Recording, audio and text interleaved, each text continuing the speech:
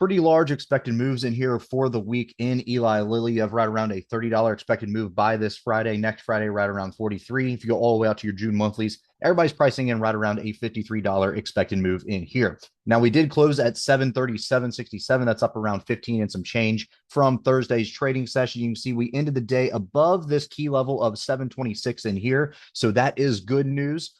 So going forward, it's going to be make or break in here for Eli Lilly, because next week, are we going to place a candle on here? We're going to jump, gap up and stay above that 726, or we're going to go down below that and then down below the 707, 706 area right here of this lower trend line, and then start working our way down here to the 670s, down here to the 606s, 605s. That's going to be kind of wait to be seen. But if we do hold the 726s and we end up gapping up and staying above that, the 9-day EMA here on the weekly is currently trading at 771. And then above that, you're looking at right around that 789 level for resistance. And then above that, you're going up here to right around 855. If we go into the daily chart in here, you can kind of see where the volatility has happened and all the gaps in here that we have to go back and fill. So you can see if we, this big move right here that we had on Friday, that you had that nice low to high 745 to 717 in here. So a nice $30 low to high in there on the day. It could save us, and we could be working our way up here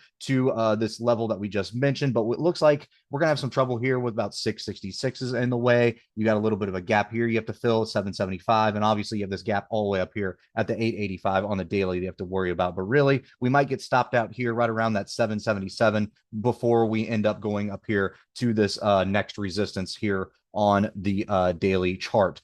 Now, as we mentioned before, pretty big expected moves. That's because IV is still very high in here. So even though we had this nice contraction in here on the week, because of the volatility that's still in here from the big gap down that happened at the beginning of the month, there's still a lot of juice in all your premiums. And as we mentioned before, right around a $30 expected move in here by this Friday. So we'll see what happens as we work our way into this week in Eli Lilly. Again, here's what you're looking at overall with your weekly chart. You can see the structure in here. It's going to be make or break in the week for Eli Lilly in here. But if we do hold it, then we're going to be working our way up to this upper trend line here. If not, then we could be breaking down out of this. But it looks like RSI and the volume is there for this nice move. So we should be heading our way in between the next 750s and 800s, it looks like. But, we'll have to kind of wait to be seen what happens in here.